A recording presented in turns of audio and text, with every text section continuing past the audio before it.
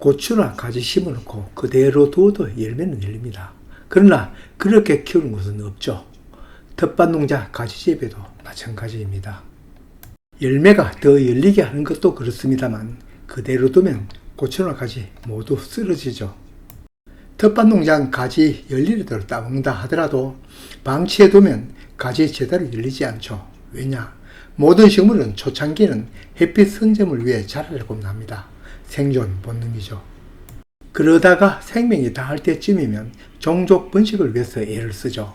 그 시기가 언제냐? 한해살이 풀은 주로 겨울이 닥치기 전인 가을이지만 가지는 열해살의 식물이니까 가을도 아닙니다. 그러다 보니 과일나무 재배처럼 줄기 유인과 새순 및 잎사귀 정리는 늘 하죠. 햇빛과 통풍이 되어야 병도 적을 뿐 아니라 열매가 제대로 열리고 커가죠. 가지도 고추처럼 방앗다리가 계속 나오는 식물이다 보니 방앗다리가 잘 나오도록 하는 줄기 유인을 하는데 그 유인 방법은 전문 가지 재배 농장도 똑같지는 않습니다. 어떤 곳에서는 가지 한 포기 심어놓고 최대 몇 개 땄다고 하는데 많이 딸수록 자리 차지는 많이 하니 그게 꼭 개이득은 아닙니다. 요즘은 면적당 수확량이죠. 가지가 제 맘대로 막 자라게 두기보다 계획적으로 줄기를 유인하면 당연히 가지가 더 많이 달리죠.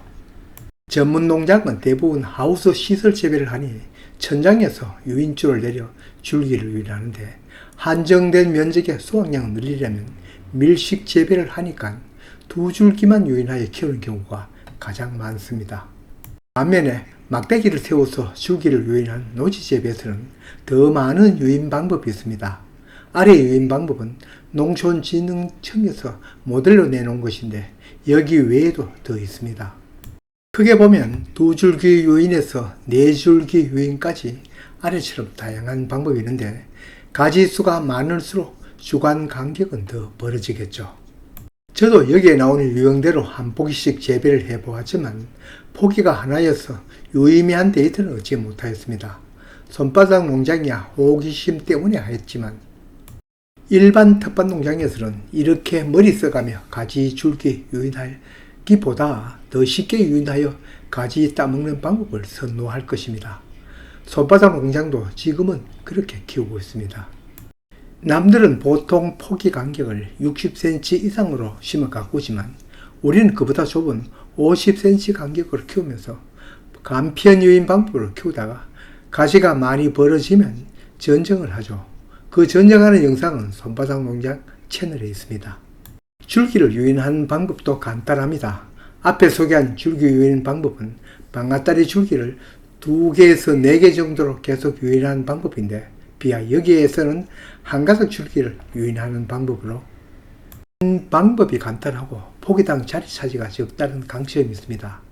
한 가닥을 유인한다고 하는데 누가 보더라도 가지는 고조처럼 방앗다리가 늘어감에 따라 가지 열매가 달리는 것인데 최소한 2가닥을 유인해야 하지 않겠나라고 생각하기 쉽습니다. 고추는 포기마다 지지대 하나 세우고 한 가닥을 잡아 유인하다 보면 어느 줄기를 잡아 매달아야 할지 난감할 경우가 있습니다. 그러나 가지 열매 달림과 방앗다리 나오는 습성은 고추와는 살짝 다릅니다. 고추는 양쪽으로 뻗은 방앗다리 한가운데 열립니다. 어느 쪽에 치우침 없이 정 한가운데 열립니다. 양쪽으로 뻗은 가지도 어느 한쪽이 더 굵거나 하지 않습니다. 중심되는 가지가 없이 2, 4, 8, 16 초기에는 이렇게 늘어가니 여기처럼 양쪽에 줄을 며 그 안에 들어가게 하는 방법으로 대부분 키우고 있습니다. 가지의 방앗다리 생김과 열매 달림은 언뜻 보면 고추와 비슷하지만 자세히 살펴보면 방앗다리 사이에 열리긴 하지만 어느 한 가지에 치우쳐 붙어 있습니다. 2개의 방앗다리 중에서 열매가 달린 그 가지가 더 굵고 튼튼하며 자라면서 계속 방앗다리를 내더라도 이 중심 가지를 기준으로 열립니다. 이 사진은 중심되는 제1방앗다리를 지지대에 묶어두니 기울어져 있으나 차차 위에도 방앗다리를 내면 중심되는 가지가 될 것입니다. 이 가지도 고추처럼 방앗다리 아래에도 겨순이 도달하는데 이것도 언뜻 보면 똑같아 보이나 다른 점이 있습니다. 방앗다리 아래에 도달하는 겨순도 강하게 자라는 겨순이 있는데 고추는 두 가닥이 힘차게 양쪽으로 뻗어 자랍니다. 반면에 가지는 여기에서 보듯이 방앗다리 아래 제1교순만 힘차게 자랍니다. 물론 수많은 가지를 키우다 보면 그렇지 않는 것도 있는데 대부분 한 가닥이 힘차게 자랍니다. 가지과 작물 방앗다리나 겨순 나옴이나 열매 달림 습성을 보면 참 재미있는 규칙이 있습니다. 앞에 언급한 고추나 가지 외에 토마토도 가지과 작물인데 토마토는 원순 한 가닥이 직립하여 자라면서 그 사이 잎마다 겨순을 내고 있는 것은 누구나 알고 있죠. 토마토는 원줄기가 자라면서 열매는 아래 사진에서 보듯이 한 방향에서 열립니다. 따라서 토마토 모종을 심을 때는 첫 꽃을 따고 심긴 하지만 일단 첫 꽂히는 방향을 관리하는 방향에 두는 것이 재배에 편리합니다. 이거 생각하지 않고 토마토 모종 그냥 막 심으면 어떤 포기는 열매가 앞쪽, 어떤 것은 뒤쪽, 어떤 것은 옆쪽에 중구난방으로 열립니다.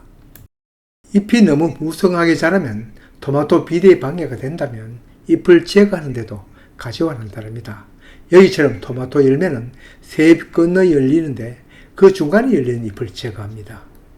이야기는 다시 가지 재배로 돌아와서 고추 방앗다리 아래 정리하듯 본 방앗다리 아래 겨술은 모두 제거해서 키울 수도 있지만 사람이 왕성한 방앗다리 아래 제1겨술은 그대로 두어서 거기에 가지 열리면 한두 개 따먹고 제거하기도 하고 또 계속 키우기도 합니다.